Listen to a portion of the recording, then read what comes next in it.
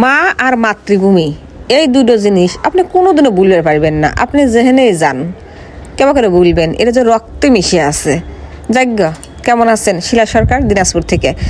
এই যে আজকে আমি বেগুনের তরকারি রান্না করব চেঙ্গুর মাছ দিয়ে, আর মাঝে মাঝে বড় বড় মাছ নেওয়া হয়, চল চুল কাটা কুটা, মানে ফ্রিজের কিন্তু দেখবেন আনাচে কানাচে থাকে কি দুই একটা টোপলা, আপনাদেরও থাকে আমারও থাকে। তো ওই যে আজকে ভাবলাম যে আজকে যদি মায়ের হাতে স্বাদ কিংবা শাশুড়ি মায়ের হাতে যদি স্বাদ নিবে চাই, তাহলে আমার কাছে মাটির চুলের রাখ বেরোবি, যত কষ্টই হোক। মানে কষ্ট কি, মানে কত উপকার কি কি।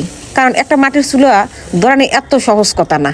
ওই লাকড়ি লুকড়ি চুলা মুলা, মানে এইরকম এই এলাট ফ্ল্যাট বাড়ি থেকে যে এই চুলা ধরানিতে কত কষ্ট, কি আর কব। তো যাজ্ঞ আজকে মায়ের স্বাদ আজকে নেব।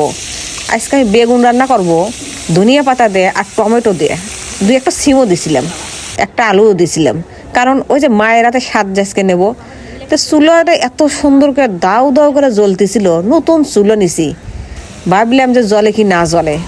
ছাদে এক দুই তিন দিন ধরে আগে আপনি এই লাকড়িগুলো আমি শুকাইলাম, বুঝছেন, তারপরে চুলাটা ধরাইলাম। কি সুন্দর ধরাই যে ধরতেছিল, আমার মনে হইতেছিল যে আমি সারা দিন ভরা আজকে রান্না বাড়া করবো।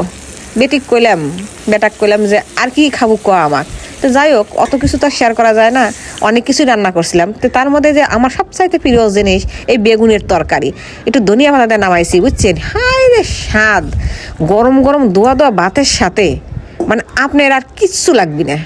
আমার বেটির জন্য চেঙ্গুর মাছ দিয়েছিলাম 3 দিয়ে, ওই চেঙ্গুর মাছ খেতে খুবই পছন্দ করে, এই জন্য চেঙ্গুর মাছ দিয়েছিলাম।